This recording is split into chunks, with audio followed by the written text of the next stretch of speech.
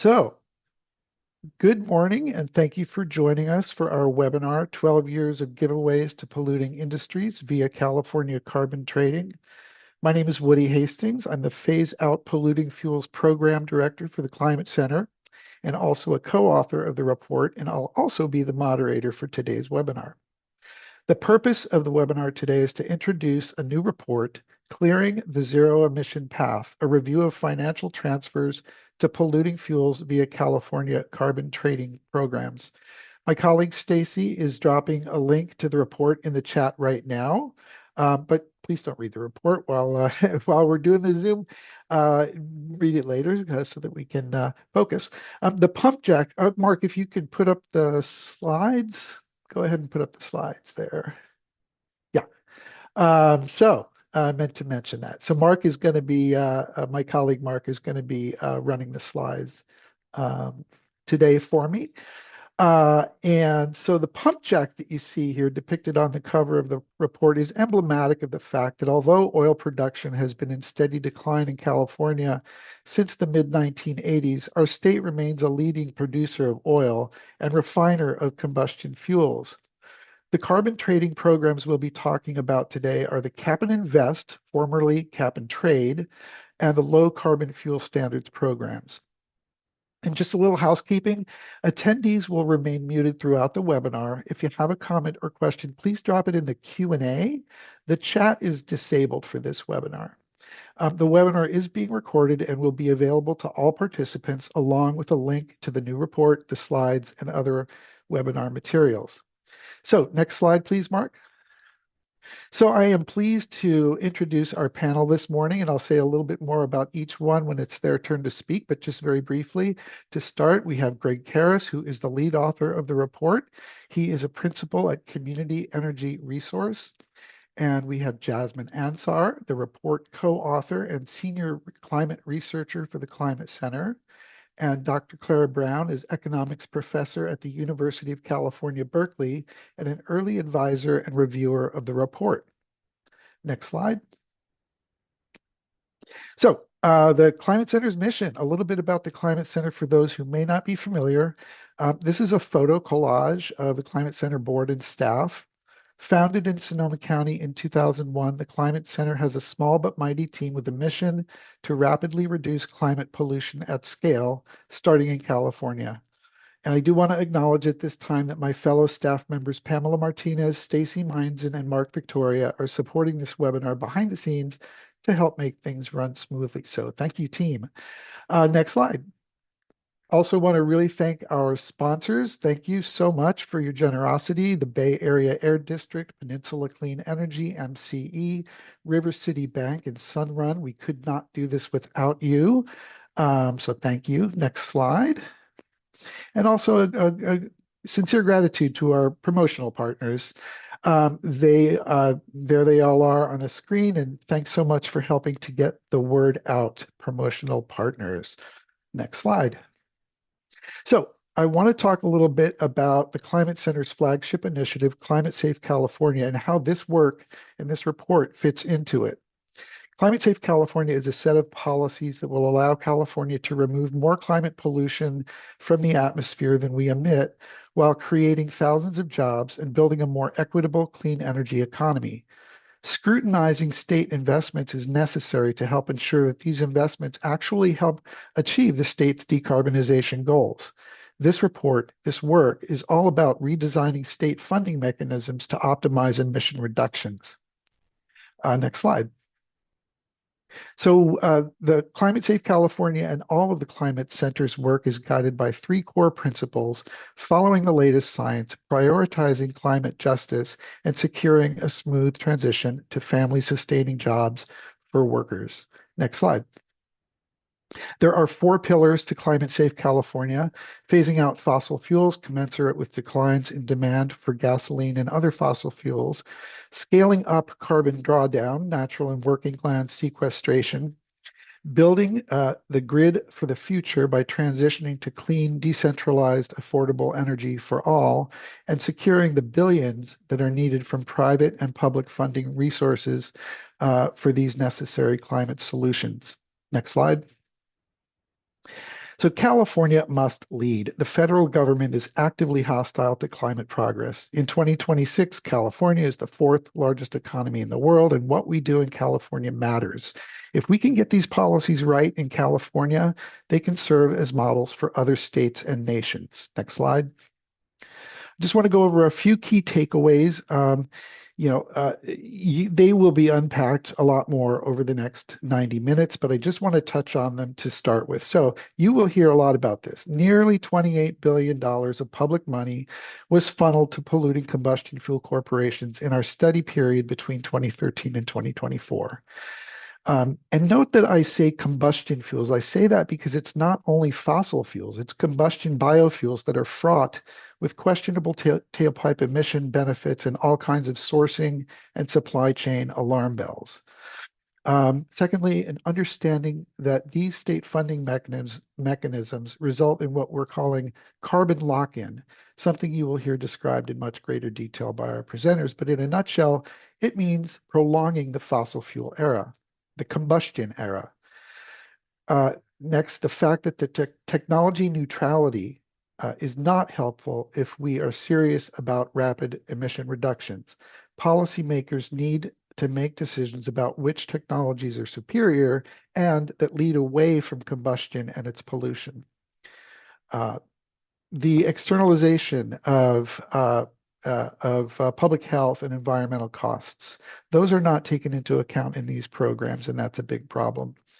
And finally, the fact that in 2026, it comes down to a choice between public investments in combustion fuels or public investments in electrification of transportation and public transit.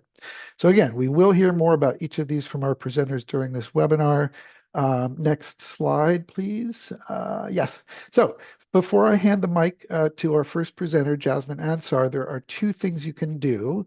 You can scan this QR code and send a message to the California Air Resources Board. All the instructions for what to say are in there in the page linked to that QR code. So you can do that now, or if you're not ready to do that, you can do that later once you've heard a little bit more about why they need to hear from you. There's an active proceeding that closes on March 9th. And so we thought that would be a good thing for folks to do today. And Stacy, I believe, is also dropping the link into the chat again for the report if you'd like to secure the report at this time. And there will be more opportunities to do both of these later. I would now, next slide, please, Mark. Now like to introduce our first presenter, Jasmine Ansar. PhD, is the senior climate researcher for Climate Center, and she researches and develops optimal policies to address the climate change emergency at speed and scale. Dr. Ansar is an economist who began her career as a professor and has been employed in both private and public sectors. She's been a climate economist at the Union of Concerned Scientists and worked on designing and advocating for effective global warming policies with particular emphasis on proposals in California. Jasmine, the floor is yours. Thank you for the kind introduction, Woody. Good morning, everyone. Mark, I think I need some slides, please. Thank you. I am here, actually, let's move to the next slide. Thank you. I'm here really to give the context and the motivation for the analysis that Greg will present. The analysis is focused on market-based programs, which are part of a suite of policies designed to meet California's emission reduction goals. Now, the main market-based programs are firstly the California Cap and Trade, which is now called Cap and Invest program, and the Low Carbon Fuel Standard. And the questions I want to really ask is just to examine, are these programs successful? Will they take us where we need to go to? Next slide, please. Where do we need to go? That's the question. So what are these targets? So the California greenhouse gas reduction targets were set in a series of legislative mandates. So first, there was a target of reaching 1990 levels. That was from AB 32 by 2020. Then in SB 32, the target was 40% below the 1990 baseline by 2030. And finally, the ultimate goal, which is, of course, is achieving carbon neutrality by 2045. Now, the agency responsible for implementing and designing policies and programs to get to these targets are the California Air Resources Board. So the way they operate, and I'm going to start with the cap and trade program. Next slide, please. As I explained, there are mandated legislative targets set. And what the California Air Resources Board has done is they've set up a cap and trade program, which is a program where you put a cap, hence the cap and trade, on emissions every year, and that cap declines through time every year annually until you reach the target by the date set. And with the cap on emissions, in effect, what the cap and trade does is it puts a price on pollution, and it does that by generating allowances. An allowance is simply, you can think of it as permission to pollute. So all emitters who pollute, they have to surrender, this is a compliance obligation for them, a set number of permits which correspond to the level of emissions that they emit.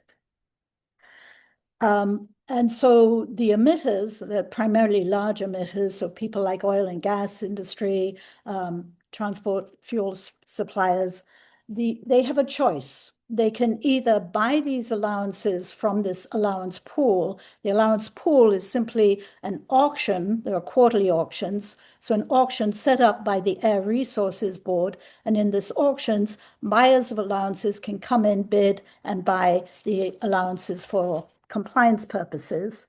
Alternatively, if they find that the price of those allowances, the price of polluting is too high, they can try and reduce their emissions so they don't have that obligation anymore. As I said, we have quarterly auctions, and the auctions generate revenue, and those revenues go to the Greenhouse Gas Reduction Fund, which is a fund which specifically targets clean technologies and funds many emission reduction programs, and a sizable portion go to low-income communities. Yeah. Okay, next slide. So as I explained, there is this pool of allowances, and you can think of, and this is just a snapshot of what happens to this pool. You can think of the size of the pie in any year as the size of the pool.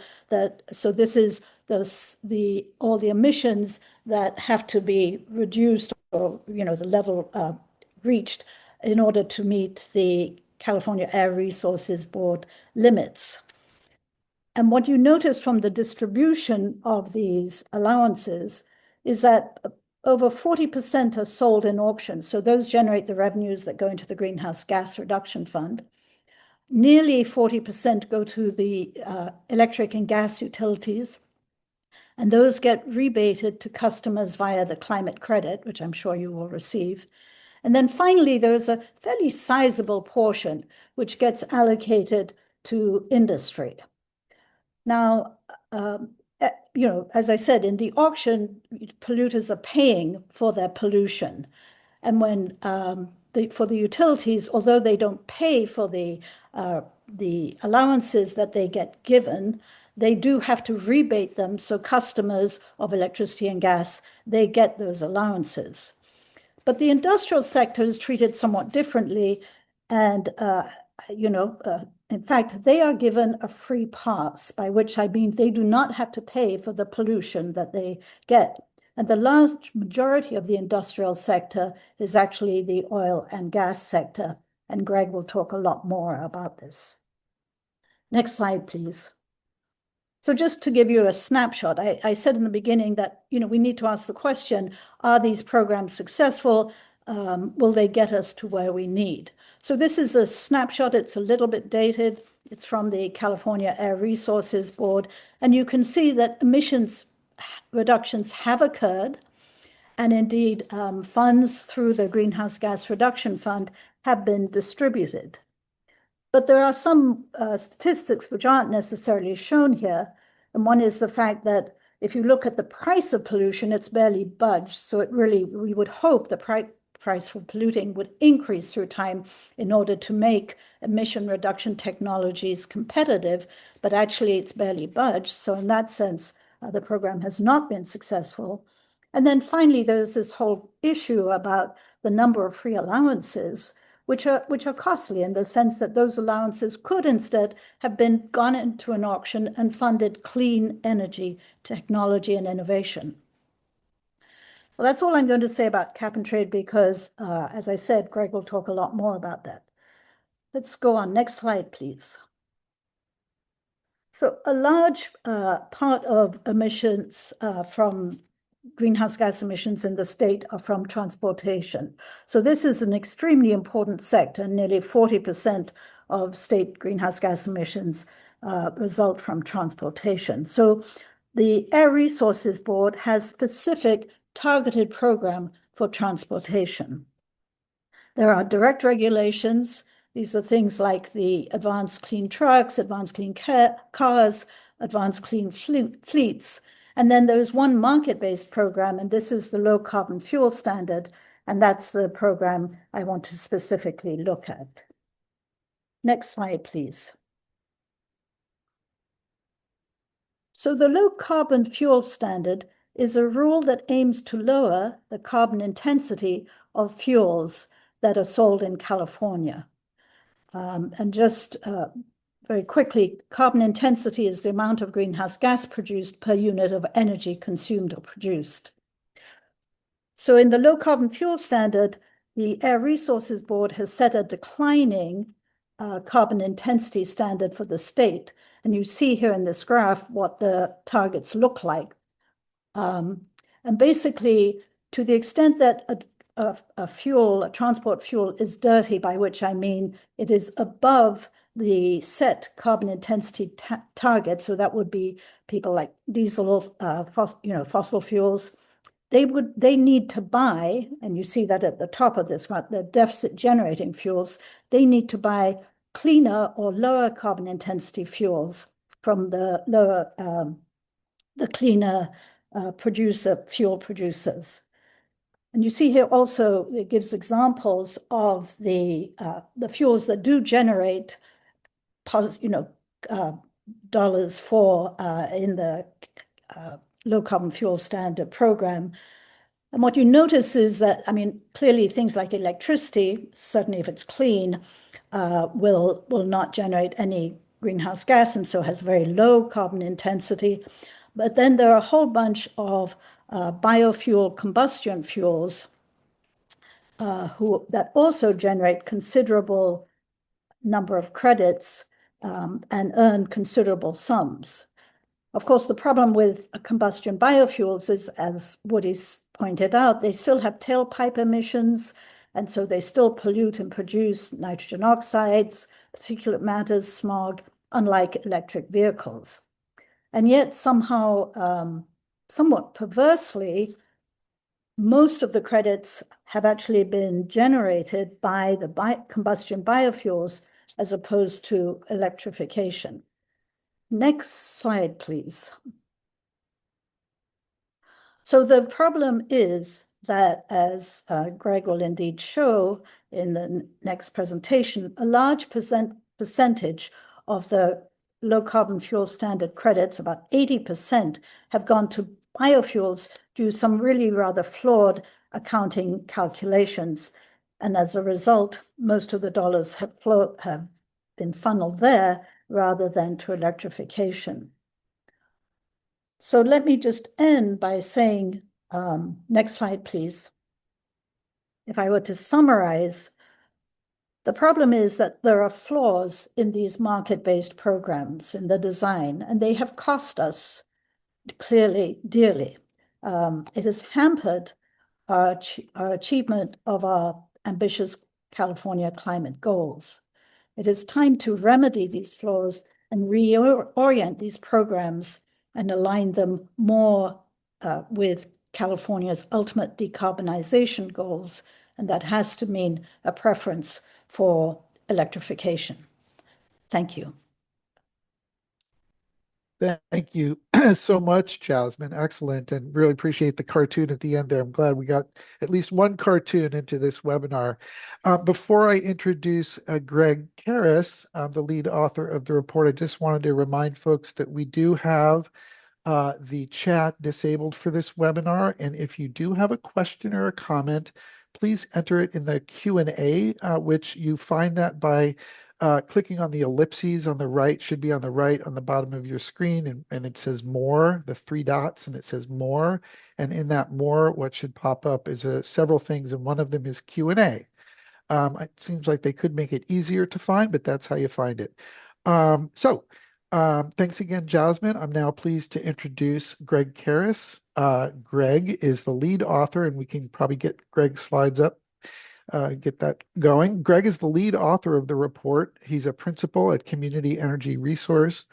Community Energy Resource offers independent pollution prevention, environmental justice, and energy system science for communities, workers on the front lines of today's climate, health, and social justice crises.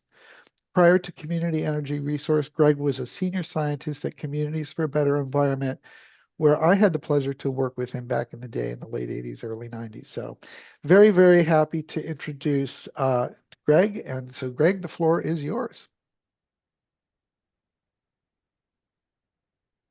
Well, thanks, Woody. Hi, everybody. I'm going to put some slides up now, and that will probably not take long to start.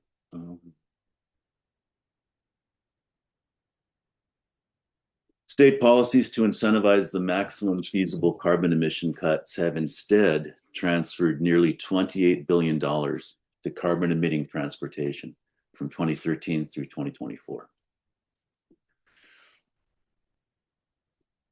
This finding reveals a problem. State climate policy is funding carbon lock-in, and a solution. That funding can be stopped or redirected by state action, since these funding streams are within state control.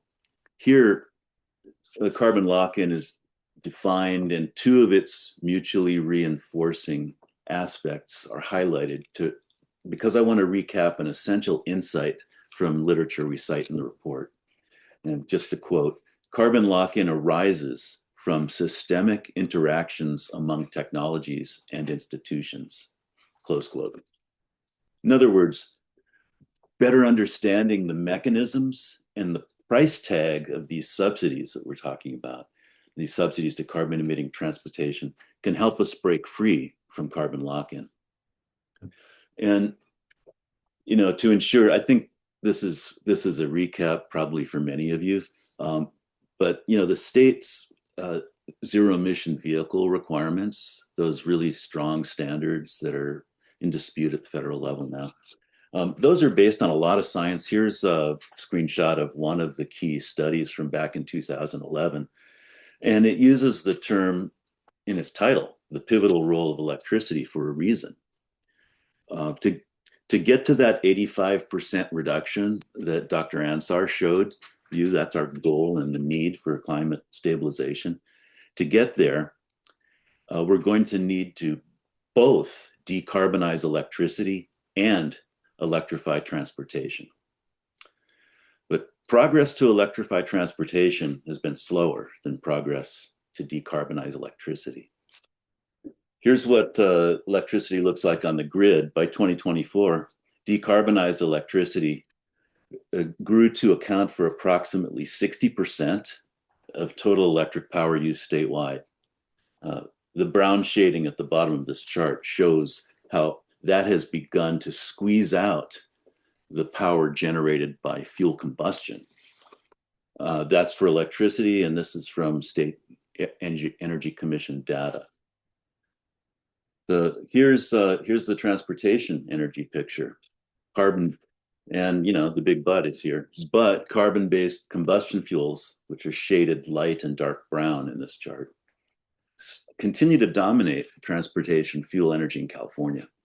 Despite electric vehicles capturing about 1/4 of new car sales now, vehicles sold years ago are still on the road. And in 2024, electricity fueled only about 2% of transportation in the state. And this is low carbon fuel standard data. Notice though how the growth of electricity fueled transport, which is shown in yellow at the very top, how it's sort of squeezed out by the growth in biofuels, the light brown. This was a direct illustration based on data of the competition for transportation market share between zero emission and combustion-based energy systems. This is a negative factor which the subsidy at issue exacerbates. It slows down our move to zero emission technology. That's a problem. I'm going to skip the scope slide. We can come back to it for future reference. How does cap and trade subsidize oil refineries and oil drillers? By giving them free emission allowances they can use or sell in the carbon market, as Dr. Ansar mentioned. So what's the mechanism? Well, here's a airboard summary explanation, and it's a math equation. Yay. So note three things. First, factor A is said to reflect greenhouse gas emissions leakage risk. Emissions leakage means a reduction in emissions within the state that results in an increase in emissions outside the state. But there's no empirical evidence of any such leakage for California oil refining or drilling. They get the free allowances anyway.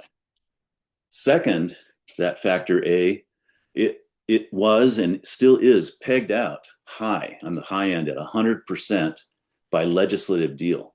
The original intent was to have it phasing out or phased out by now. Again, that was done without empirical evidence that it was necessary. And so in the end, refiners and drillers got allowances for 3/4 of their carbon emissions during the whole period we looked at, 2013 through 2024. 3/4 of their emissions, free allowances.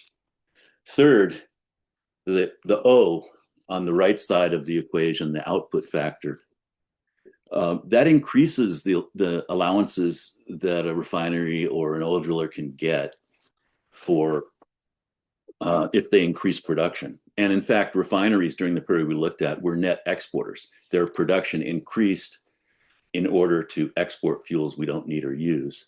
So in effect, these free allowances were subsidies that protected in-state refining. I'll switch over to the low carbon fuel standard. How does cap and trade, or excuse me, how does the low carbon fuel standard, the LCFS, subsidize combustion fuels? Through emission credits that are tradable in that separate carbon market. Dr. Ansar also talked about that. What is the mechanism? Well, for each biofuel, step A is the decision whether to accept it into the program as an alternative fuel. That's important. I'll come back to that. Step B is to account for the carbon intensity impacts of the biofuel once it's accepted into the program. And carbon intensity is, as Dr. Ansar said, it's carbon dioxide equivalents emitted per unit fuel energy. That's how they define carbon intensity. How dirty is the fuel per unit of work it does. Each fuel is assigned a carbon intensity score. If its score is lower than that of the gasoline or diesel it would replace or displace, that biofuel earns credits. And the lower its score, the more credits it gets. So that's step B. Now, step A initiates the subsidy we're talking about because it triggers competition between biofuels and electric energy for credits. Once a polluting fuel is allowed to earn credits in that same market, it's competing with a less polluting fuel, or in the case of electricity, even a zero emission fuel for credits. Further, it triggers prioritizing burning biofuels over that zero emission alternative. And this is due to the policy design. Biofuels burn in the same engines and often are made in the same refineries petroleum fuels already use. So their infrastructure is already there. They don't need to pay to build it. But the LCFS credit trading market design cannot account for and does not account for the commitment to future emissions caused by prioritizing that combustion-based transportation system and giving it more money to stay in place instead of the zero-emission path. So that initial decision, that the first part of the mechanism, accepting a biofuel into the program for credit accounting, that's the trigger. But we need to talk about step B because there are serious accounting problems that are widely reported. Woody Hastings mentioned them, and so they need to be stated at least briefly, especially since in this case, they further inflate the state biofuel subsidies. Evidence suggests that the LCFS underestimates the carbon intensities of biofuels it supports, and that those biofuels carbon intensities may approach or even exceed those of gasoline or diesel when properly addressed, but they're not. And of course, that could mean that biofuels are getting credits even though they're making things worse in some cases, and maybe in many cases. This is a huge controversy. We're not going to go into it in great deal or solve it here, but it needs to be stated because that is drastically accelerating or enlarging the number of credits and the amount of money that goes to biofuels instead of to electricity. And the other thing's even worse. Most of the emission cuts, which the LCFS has estimated from biofuels and subsidized, to the extent those emission cuts are real at all, most of them were already paid for and already required by the federal renewable fuel standard. So it's double counting more than half of even the legitimate emission reductions, and that increases the subsidies. So those are the mechanisms. This chart illustrates our main results. It shows the cumulative value of the subsidies to oil companies and biofuel suppliers from 2013 through 2024. So the right-hand column shows the total over this total 12-year period. Approximately $27.8 billion with a B, adjusted for inflation and constant 2023 dollars. And LCFS in the chart legend, again, LCFS means low carbon fuel standard. Though it may seem obvious, we should stress that this is a look back at what has in fact already happened. Figures are from state reported allowances and credits transferred, and the annual prices of those allowances or credits as it's detailed in our report. The cap and trade accounts, you can sort of see this from the chart. Cap and trade accounts for roughly 31%, and LCFS transfers about 69% of that $27.8 billion total. A couple of interesting points to maybe draw out from this. Looking at the red and the black tops of those columns in the chart, subsidies to refiners remained larger than those to oil drillers and grew slightly over the period. That reflects the fact that refiners are importing crude in addition to taking crude from the drilled in California, and so the volume of crude running through the refineries is much larger than that's being extracted here. Most apparent trend, though, is the growth in the biofuel subsidies. That's driven mainly by explosive growth in credit transfers to biomethane and renewable diesel. The trends for those fuels are shown in the green and the dark brown shading in the bars on the chart. So, another trend to note, since 2013, these subsidies have continued to pile up. They've been consistent. They're ongoing. So another plug to join us in calling on the California Air Resources Board to take action to end these subsidies. And in that regard, we did a preliminary scenarios analysis on the results from slide 9 that I just showed you. And just to summarize very, very briefly, had that 28 billion that it was transferred to oil companies and other combustion fuel suppliers been redirected, it could have instead funded 2.8 million level 2 chargers, at people's homes, at renters' homes, serve maybe 11 million Californians, or free public transit statewide, or complete job transition support for California oil workers statewide, and more. With that, I'll pass the mic back to you, Woody Hastings, and thanks. Well, thanks very much, Greg. Appreciate that. A lot of good information there, and we're doing pretty good on time. I just want to let folks know if you joined late, yes, the recording will be shared and the slides will be shared and associated materials also will be shared. There's some reports and links to things and links to past Climate Center work on this issue. Also, if you have a comment or question, please put that in the Q&A. The chat is disabled, and so to the right of your tools there, the toolbar, there's one that says more, and there's an ellipses there, the three dots. Click on that, and in that you'll find the Q&A. So once again, thank you so much, Greg. I'm now pleased to introduce Dr. Claire Brown. Claire Brown is economics professor and coordinator of the Climate and Society Center at the University of California at Berkeley. One of our student research teams is working on California climate equity policies, and the other works on national policies to create a sustainable, equitable economy. Dr. Brown, the floor is yours. Great. It's really good to be here. And so I'm going to start sharing my screen.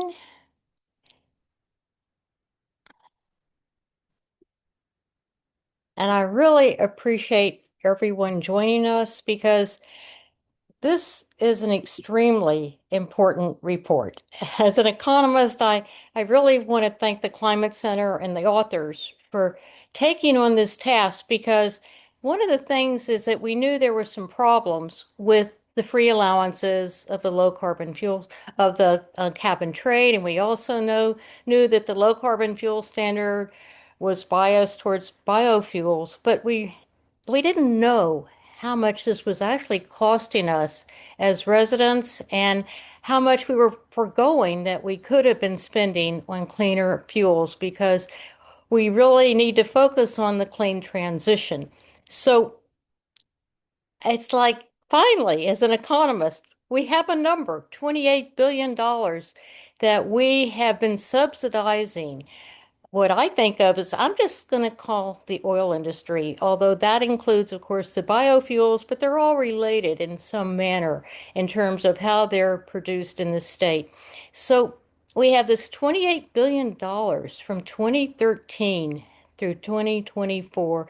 And as economists, I think that's a lot of money for us to be paying as California residents. And so what I like about this report, then it takes us through the weeds, and it's really helpful to learn about how the low carbon fuel standard is actually biased for biofuels and away from clean energy, and how the cap and trade, now cap and invest program, is actually subsidizing oil and gas in California, the industry, to keep going.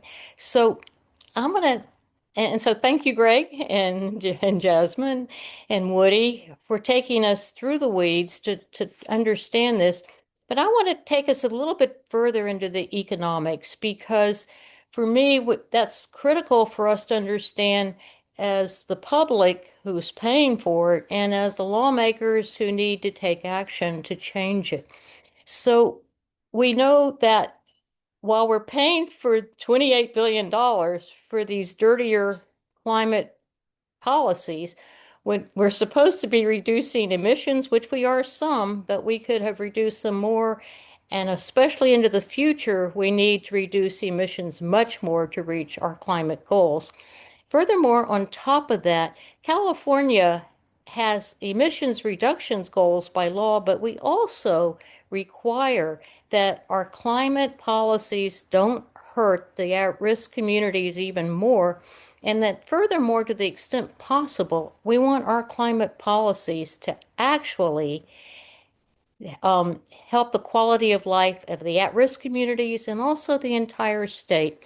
So What we know is that the low carbon fuel standard credits are costing us $19.2 billion on especially these renewable diesel fuels rather. And we know that the cap and trade free allowances are costing us $8.6 billion. And trust me, I live near Chevron refinery and I have for decades, and it's really hard to understand how awful it is for the at-risk nearby communities that are breathing bad air daily, while the oil industries and the refineries are actually using free allowances disproportionately to actually emit freely. So this takes us to the whole issue of how are these subsidies causing this carbon lock-in? Now, Greg touched upon it very quickly, but it's actually quite important because carbon lock-in is causing unintended consequences. Okay, economists hate unintended consequences. It means our policies and our markets aren't working right because when you start subsidizing the refining, and when you start subsidizing biofuels, you're extending the fossil fuel infrastructure over its lifetime. And once again, when you look out at the pollution caused by the refineries, especially, I think of Chevron again, we don't want to keep extending its lifetime. We want to use our market emissions reductions to actually help us phase out in an equitable, efficient way the dirty energy and move us on to clean electricity energy. So meanwhile, we are delaying the moving on to electrification. And furthermore, actually for these companies, for the fossil fuel industry, which is big oil in California, we're creating stranded assets, both in the oil fields and in the refining, because by extending their infrastructure over a longer period of time, we're going against the International the IEA, the International Energy Association has already told us under no conditions should we spend one more dollar investing in fossil fuel infrastructure, and we should be instead starting to phase it out. But we're not doing that in California with our climate emissions policies, and we should be, because overall, what we want to say as an economist, being inefficient in these markets is actually raising our long run cost. And that's really important to us because we care about affordability.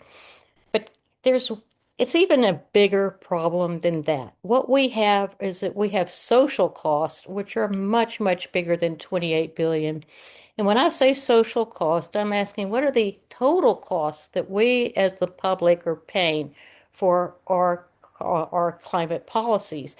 So by not reducing to zero emissions as quickly as possible, we keep pumping emissions into the air, and this actually is badly affecting public health.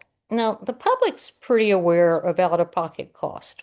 We're really very aware of how much we pay for gas, and we're pretty aware of sort of what our costs are when we go to pay.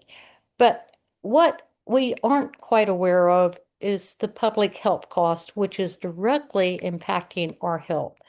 So that even though we understand the air pollution that we live in, we don't directly relate it to our own personal health. We sort of relate it to community quality of life. So that we need to think about these personal health costs in addition to the global warming that we're all challenged under. So the cost, unfortunately, for the emissions are paid by the public, but they're actually part of the refinery's operating cost. Refineries should be paying for all of their operating costs, but they don't have to pay for their emissions.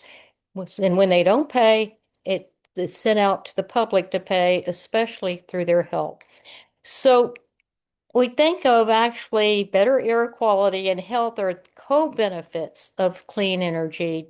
And we want to have climate policies that provide these co-benefits, not just of lowering the out-of-pocket cost of our climate policies, but also our public health cost. So we want to then once again go back to the 28 billion. And thank you, Greg, for talking about opportunity cost and giving some examples of what are we foregoing. Economists love opportunity costs because, you probably do this in everyday life. You say, oh, I could spend $1,000 on this really fancy new mattress, say. What else though could I buy with $1,000 that I might like even better and improve my life even more? And that's your opportunity cost. And even if you don't state it very directly, usually it's in the back of our minds. Gee, what else could we as the public spend for this $28 billion on our climate policies? So we know that the residents are paying for our climate policies. And we know that when we spend this $28 billion as subsidies to the oil industry, we're not funding clean alternatives and we're prolonging our use of fossil fuels and through especially biofuels. So I like the few examples in the report, but they're just examples. We have the opportunity to come together as stakeholders and really think about how do we want to have minimizing the cost of clean energy moving forward? What are the best policies? And I can assure you that investments now in clean energy will save us money and reduce energy costs in the future. The longer we wait to make that investment, the more it will cost us. So let me point out also something that you probably already know. But when we tax gasoline even more, it's actually regressive with a disproportionate burden on lower income households. Now we're paying for cap and trade and low carbon fuel standard, especially through an increased price of gasoline. We also pay for it, which we haven't mentioned, through some agricultural policies. But let's just stick now with the price of gasoline because everybody here thinks about that, even though I have an EV. I still am aware of the price of gasoline. So for cap and trade, it's increasing the price of gas by 25 cents. The low carbon fuel standards increasing the price of gasoline by 13 cents a gallon. So overall, our climate emissions reductions policies are costing us at the gas pump at 38 cents per gallon. And as I said, this is regressive because the tax falls more heavily on lower income households. And, we could do better. Carbon pricing doesn't have to be regressive. Policy can be designed to actually be in terms of affordability, in terms of equity, as well as in terms of ensuring we reach our carbon emissions reductions goals. So we care about, in fact, who pays and who benefits in any policy, and that's true for carbon emissions design. So what we want to do is to remember that we want efficient policies, which is reducing the cost of the policy and affordability, but we care also about distribution because we care about who's paying and who's benefiting, and we especially care about the health impacts because these are the impacts that aren't so obvious, but yet are really important to people and their quality of life. So let's talk about for just a minute about when we go into reform and what are guardrails that they've been brought up by Greg, but as an economist, let me just repeat them. That we need to differentiate the low carbon technologies that we put into our California policies because they aren't all the same. We have those that are going to have future emissions, such as the biofuels, and those that do not, such as clean electricity and clean electrification. And we can't just say, oh, let's compare our technologies by the actual carbon emissions right now today. No, we have to look at the future emissions. And that's where the biofuels, especially as well as using just gas and electricity, are causing now emissions today, but also in the future. And we need to phase those out to clean energy so that we don't continue having emissions. So we want to remember that the California policy requires that we have emissions goals, but we also care about the impact on communities. And we need to start off by phasing out our subsidies for oil and gas energy, and that instead we take and any kind of subsidy that we have for our policies need to be focused on supporting the transition to the clean energy economy. So let me just close by, there's a lot of repetition here, but it can't be overstated as an economist that we care about cost, we care about impact, and that costs must include not only out-of-pocket cost, but the cost to the society and to ourselves of our health and the quality of life in our communities by the air we breathe. So we want, and we can design better policies. They reach our clean energy goals as well as our equity goals. And we really want to admit we are subsidizing oil companies with our energy policies, and we need to stop that. So we want to move on from oil and gas energy, and we really want to move on to clean energy with a much, much better sustainable economy. So we want to fund the future and not extend the past. And thank you. I really appreciate your being here, and I'll look forward to your questions. And there's my email if you have any need to contact me directly. Thank you so much. Well, thank you so much, Dr. Brown. Excellent. You got me starting to think about the opportunity costs in my own life. So always good, important to have an economist's perspective. I'm seeing a lot of really good questions come into the Q&A, so thank you for that. Keep them coming. And so we will get to those soon, but Mark, could you please put up my slide 15? I'm just going to share from the report an outline of the recommendations from the report. They are in much greater detail in the report itself, but these are the core principles that should guide this foundational reorientation, reevaluation, and recalibration of state climate policy incentives for the transportation sector. One is that carbon markets need stronger guardrails. Refinery level emission standards or caps. The states recently challenged zero-emission vehicle standards are key examples of guardrails that appear essential to a properly functioning carbon market. Two, climate policies must not fund combustion fuels that compete with much cleaner zero-emission vehicles, really electric vehicles. And three, sustainable policy decisions to set up these guardrails and end these perverse subsidies must be based upon a fully transparent and democratic process with meaningful multi-stakeholder engagement. And again, more detailed specific recommendations for next steps along the state's zero-emission path in accordance with these principles can be found in Chapter 5 of the report. So next slide. So you've heard a lot more now, so maybe you're feeling inspired, motivated to send a comment to the California Air Resources Board. If you click on that QR code, it will pull up instructions and a draft letter of what you can say about stopping with the free allocations and other policies that need to be reformed. So please do that. And I think that the report has been dropped into the chat a number of times. So I don't know if we need to do that again. Maybe there's some latecomers that could use that. But let's let that QR code stay there for just a minute, and so that folks can grab it.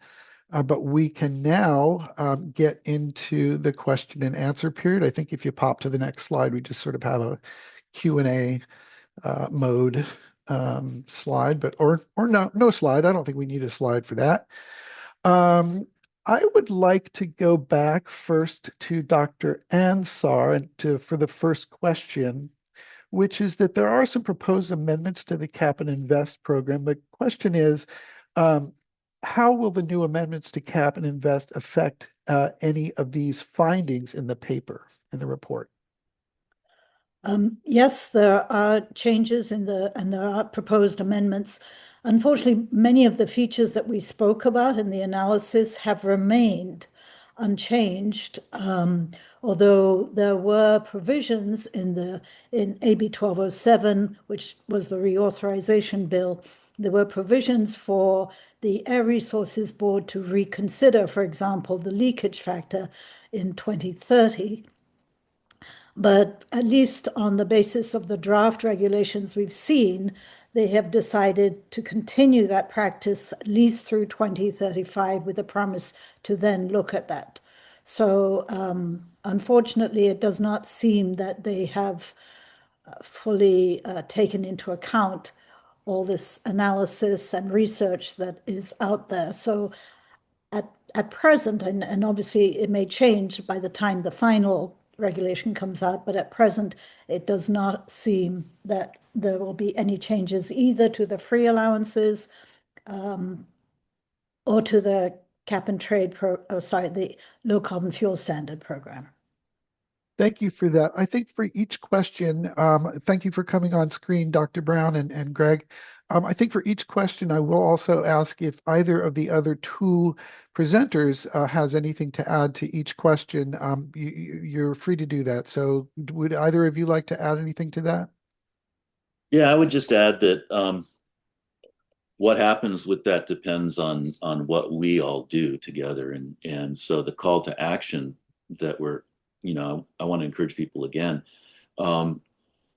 write to, comment to, show up to the hearings at the Air Resources Board. They're taking comments now on this question. And generally speaking, my experience has been that you ask and then you get it. You don't ask, you don't get it. Well said. Anything from you, Dr. Brown? No, I really like the last phrasing.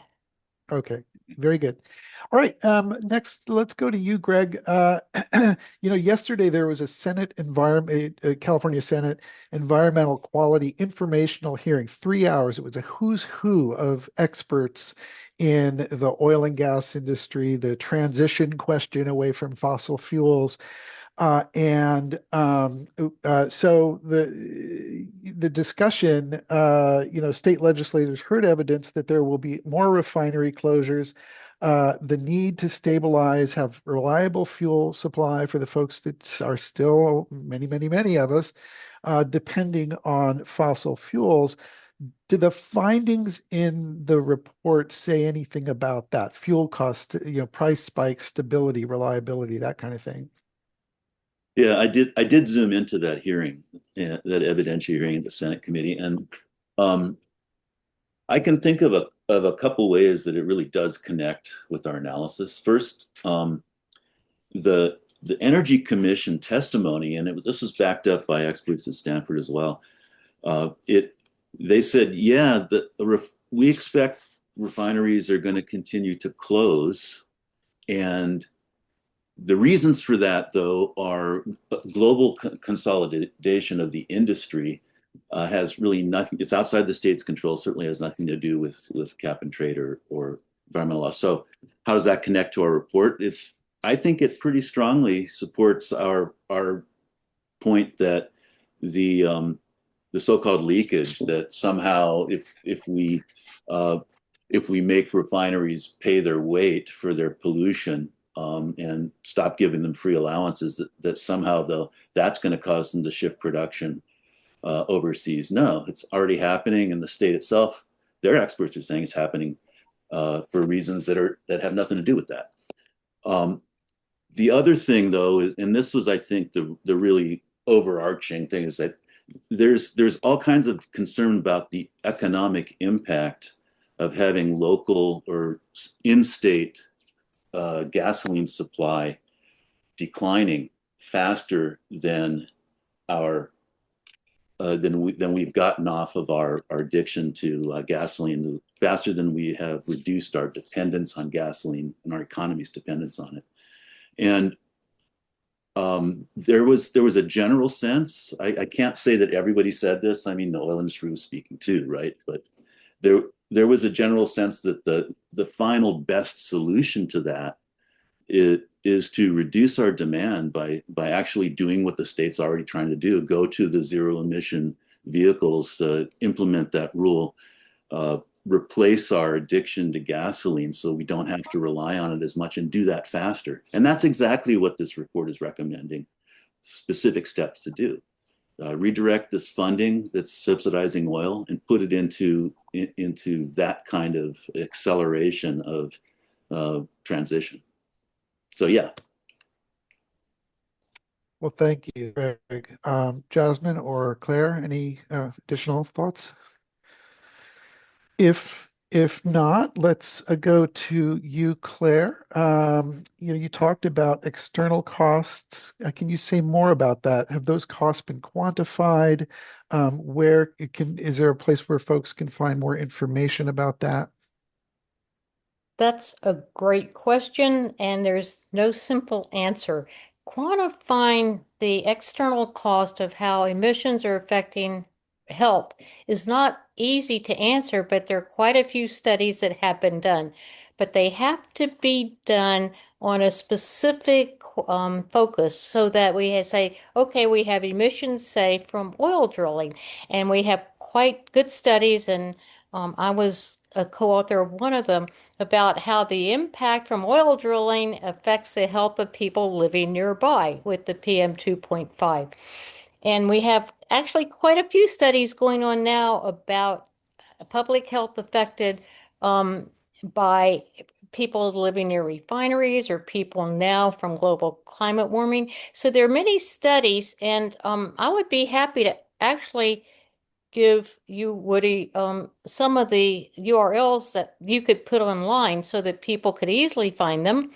But it really depends upon what the particular issue is that you care about, and then you can usually find some work that's been done on it.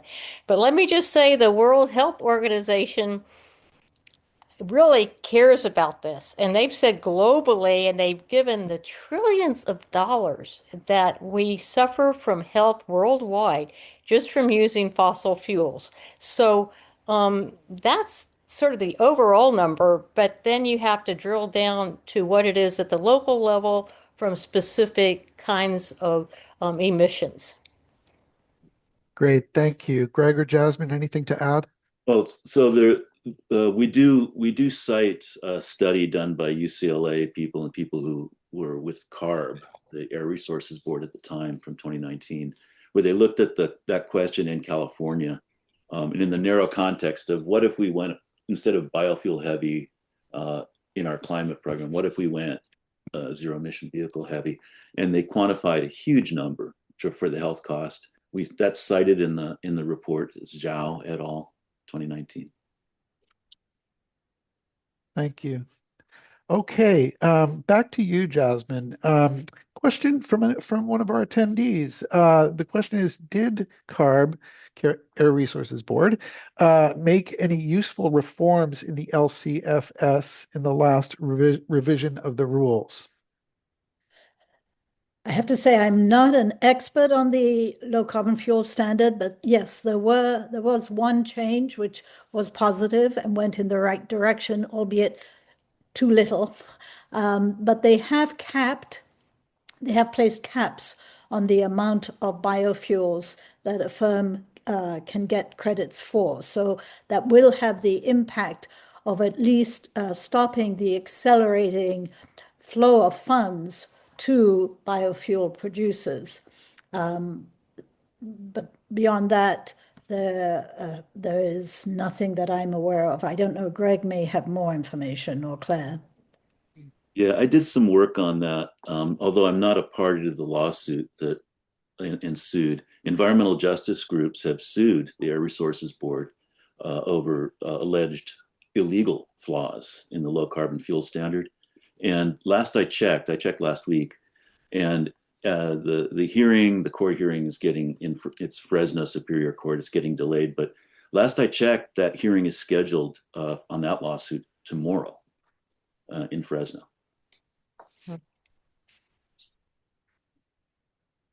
Okay, I'm going to pose a question to all three of you. Another question from the from an attendee. It's sort of a fundamental, maybe elephant in the room kind of thing, which is Cap and Invest was just reauthorized last year all the way through 2045. So isn't it too late to reform it? Why don't we start with why don't we start with you, Greg? No, it's the history of both of these programs, cap and trade and the low carbon fuel standard, is that they were experiments. And no matter what the state or anybody says about them, we just keep going back to the drawing board. And what's been frustrating is that so much of that has been a truncated review, and then people throw up their hands and just say kick the can down the road. But there's been constant changes to it, and as noted, the we're asking people to join us in engaging in the debate over the changes that are now being proposed to cap and trade at the by the Air Resources Board. And I just mentioned the lawsuit. Don't know what the outcome is going to be, but what has happened in response to lawsuits from various sides over the LCFS in the past, the low carbon fuel standard in the past, is that changes were made and new hearing processes were. So I certainly wouldn't bet that nothing will happen to review either of these policies until 2031. That would be a bad bet. Anything from you, Jasmine or Claire? So I can go. I think it would be a sad day if if you put out a policy there and you don't iterate on it and you don't improve on it, especially when you find that it has flaws and has unintended consequences. And I believe, this is it's dynamic. The data is dynamic. We are continually, and we should be continually striving to improve the program and to address the flaws that become apparent as data gets collected. And as we realize it, this is not easy stuff. I mean, there are always, you can never design the perfect policy, but we certainly doesn't mean you can't iterate to get there and to make improvements. So yes, exactly as Greg said, now is actually the time, especially with respect to cap and invest, cap and trade, to make your voice heard, because that will definitely have a very big influence on the final outcome, which is critical for all of us. Thank you for that. Right. Yeah, I think that also we can't ignore the other big elephant in the room, which is federal policy, so that California really needs to make sure we support clean energy. We need to really continue expanding solar and wind and hydro, and we need to work on that because it's falling out in the federal government. So we got to seriously, as Jasmine says, keep rethinking what we're doing. We want it, many examples are saying we're not going to hit our carbon emissions goals over time unless we actually start expanding clean energy and electrification of transportation. And so we can't say it's too late. No, it's actually now's the time because we also know the longer we wait for the investments needed to move us to clean transportation and clean energy across the board, the more it's going to cost. So the sooner the better. Not that it's ever too late, but it's just right now we need to do it. Thanks for that. And continue with you, Claire, just to start on this one, and I imagine Greg and Jasmine will have something to say. It's one of those dilemmas. I mean, these programs, supply funds to the GGRF, and if the credits for the program were to be zeroed out, wouldn't that mean less money for climate mitigation? The GGRF supports a lot of things. So how does that, what's your response to that concern about, the GGRF basically going away or being radically reduced because of the reduction in credits or zeroing out of them? Right. I think the way that we think about it is any transition needs to take place, and it always causes some concern. It requires re-education, it requires a transition period, but to get from point A to point B doesn't mean that we're going to lose everything. No, we're replacing one policy with another policy with a better policy, which will provide us funding that we can be using. We aren't going to lose the ability to fund. No, we're only going to lose bad funding and miss sort of having the funding go in the wrong direction in the policy emissions part. So, no, I just think that we need to come together, and as we say at the Climate Center, as you made real clear, we bring in the stakeholders, we figure out how to actually care about affordability, care about having efficiency, meaning minimizing the cost of the transition, but start it and then move it along. We aren't going to give up the problem. No, we aren't going to give up funding. We're just going to reallocate. Thank you. Thank you. Before we continue with any comments from Greg or Jasmine, I just want to admit that I used an abbreviation that was not unpacked. So GGRF, it was dropped into the chat, Greenhouse Gas Reduction Fund. So my bad. And it's kind of like this is very similar to, the gas tax situation, right? Right now, roads are part of the funds to maintain roads are through a gasoline tax. So as gasoline vehicles are replaced with electric vehicles, electric vehicles don't pay a gasoline tax. So, what do you do? So there's discussion about a road usage charge to replace the gasoline tax. So very similar, I would say. But Greg, I see you'd like to say something. Go ahead. Well, I don't know. When the question uses the term credits, so just in case this is a question specifically about the low carbon fuel standard, I think we could be a little bit more precise. If there have been widespread, actually a huge coalition of environmental justice groups and ex Air Resources Board staff members proposed capping biofuels so that there wouldn't be as many credits, or even phasing them out, which is what we're proposing.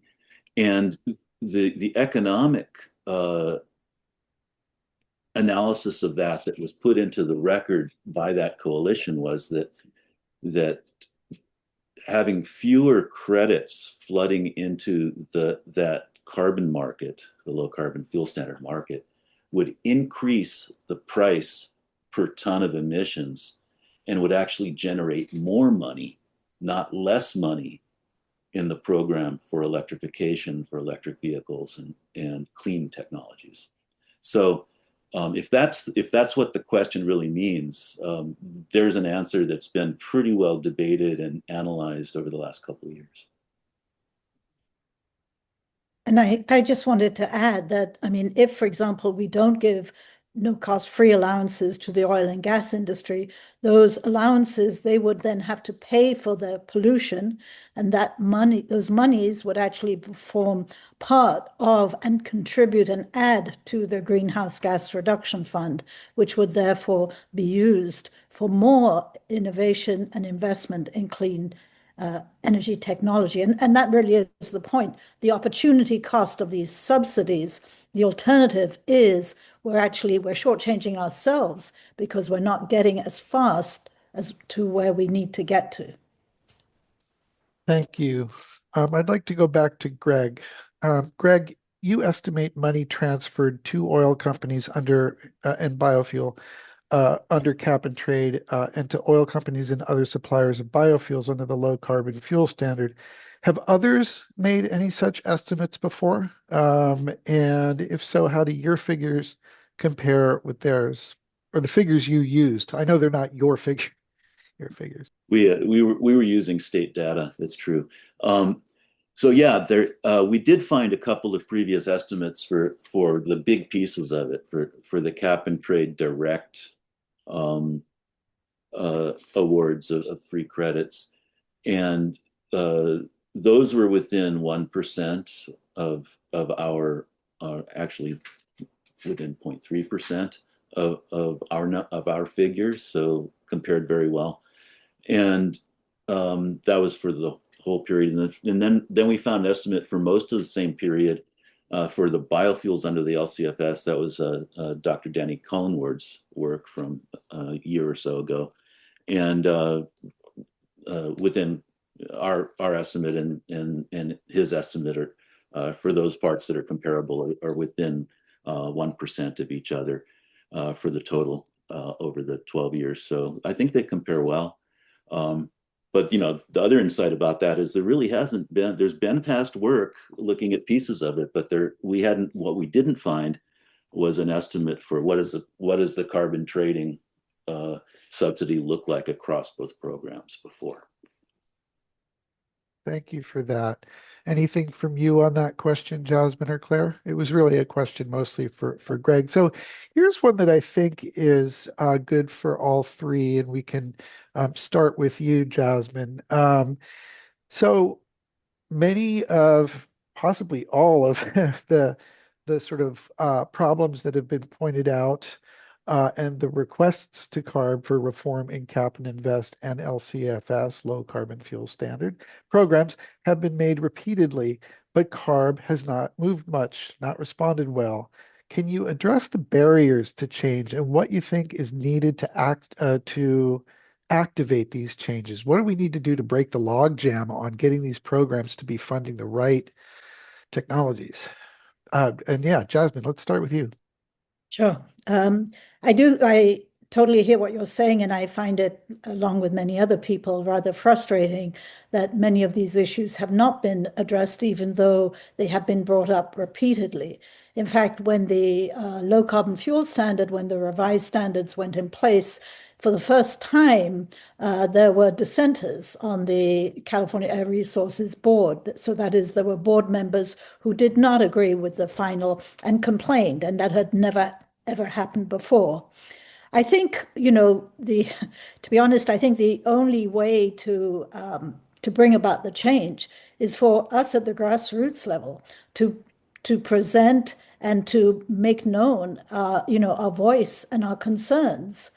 And also, I think there needs to be a means of accountability from our regulators where they are made to, and I think this will start to happen as part of the AB 1207 more recent reforms, where they are more actually held to account for the decisions they make and for their lack of attention to some of the criticisms and some of the requests that have been made. So the call to action is really that's our voice and that's our avenue to make it heard. So please do respond. Thank you, Jasmine. And to that point, before I move to Greg and Claire, I'm dropping in the chat if it will drop. Let's see, that didn't seem to work. Huh? It's not going. Let's see. Well, I'm having difficulty getting this to drop into the chat. So the Climate Center, was part of past efforts to see reforms. In April of 2025, we produced a policy brief that had suggested reforms for cap and trade. So maybe my team behind the scenes can drop that link into the chat. But why don't we go to you, Greg, to look at this question? What do you see it might be the thing to move past the logjam here? The same question that Jasmine answered. Yeah, what? Because I thought her answer was pretty complete. I mean, we could get the folks who are actually doing the grassroots organizing together and the union organizers and do a training for everybody on this call to actually get more active in making change happen. But my experience is that these types of changes tend to bubble up from the grassroots and from individual communities to the state level and then nationally. And that's, it's sometimes there's a glimmer of hope that something starts in Washington, D.C. or in some presidential administration or at some great governor in California.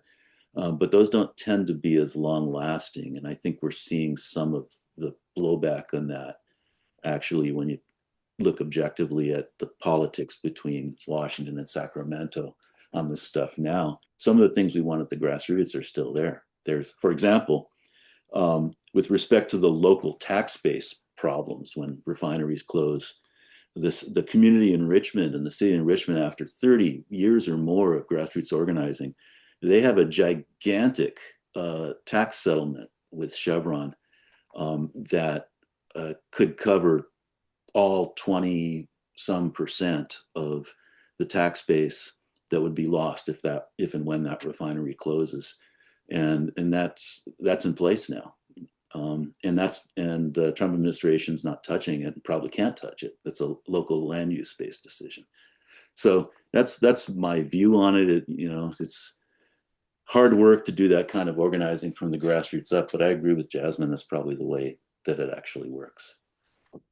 Thank you, Greg. Anything from you, Claire? You're muted right now, but if you unmute, you can say something about how we Well, overcome I the, agree. yeah. The Richmond example where I live is a good one, and it only happened because of really strong climate activism at the local level.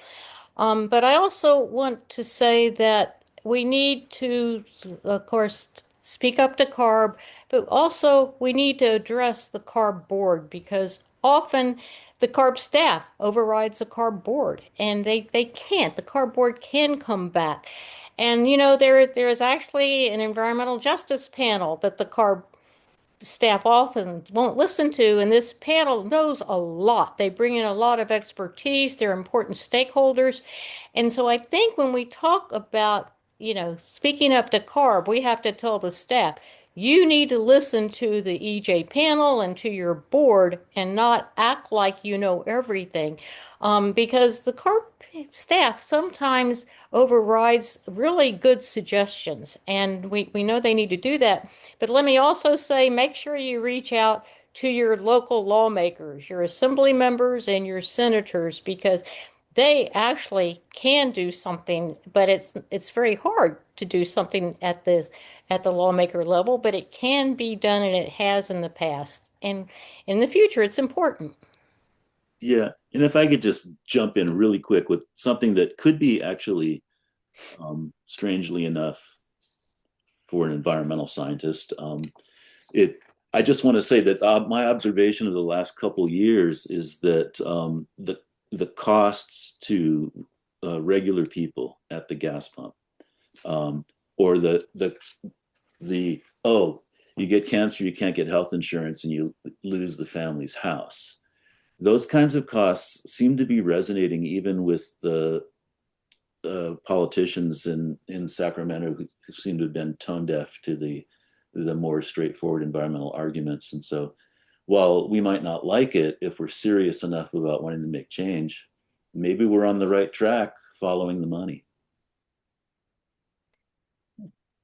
Okay, wow. Well, it's 11:24. We're getting close to time. So what I would like to offer to each of you is please keep it to like 1 minute each. Final thoughts, closing comments, and I'd like to go to Jasmine, you first, if you'd like to, and you can pass if you want, but if you have any sort of, final takeaways, things you want folks to remember, anything like that, that would be great. Sure, I can give my 30-second spiel. I would encourage you to look at the report and look at the analysis. And what I would say is, our future lies in all our hands, and we can make our voices heard.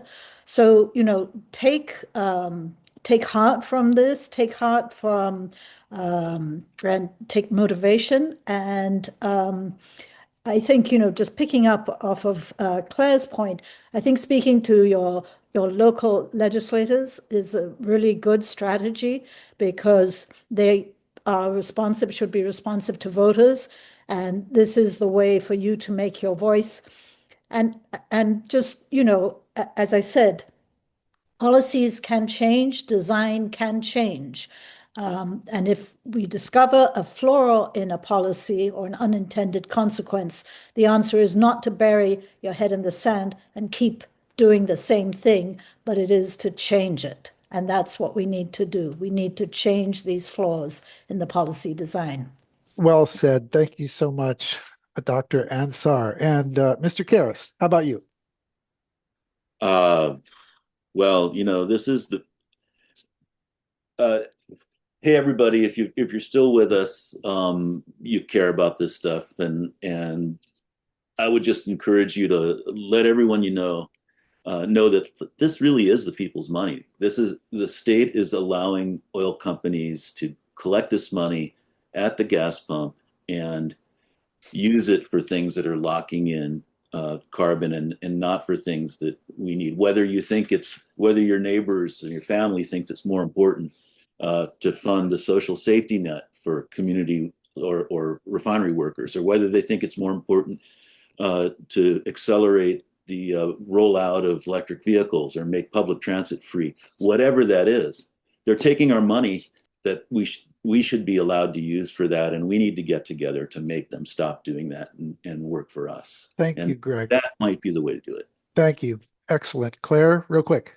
I just want to thank everyone here for your caring and coming together. And you can make a difference because you can lower our energy cost over time. We can improve our public health.